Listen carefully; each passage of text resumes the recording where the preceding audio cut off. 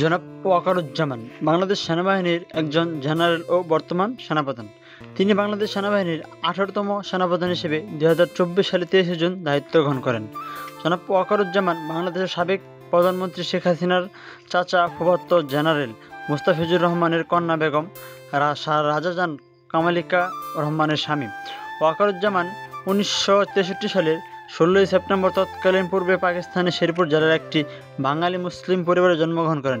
সেই হিসেবে ওয়াকারুজ্জামান বর্তমানের বয়স 58 বছর। জেনারেল ওয়াকারুজ্জামানের বাবা আসাদুজ্জামান শেরপুর ও গাইবান্ধা জেলার একজন বিখ্যাত পরিচালক ছিলেন।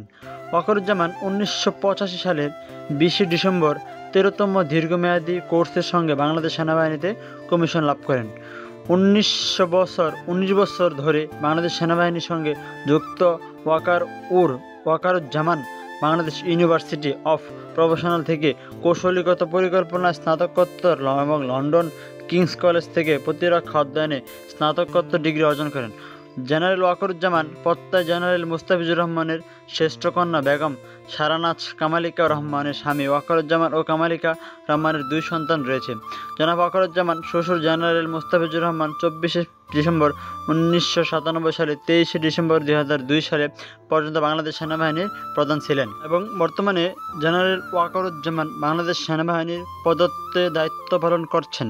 এবং এই ওয়াকারুজ্জামানের ভিডিওটা এ পর্যন্ত ছিল তার জীবন কাহিনী নিয়ে।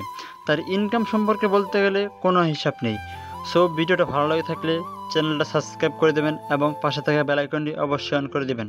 পরের ভিডিওটা কাকে নিয়ে যাচ্ছেন অবশ্যই কমেন্টে জানাবেন।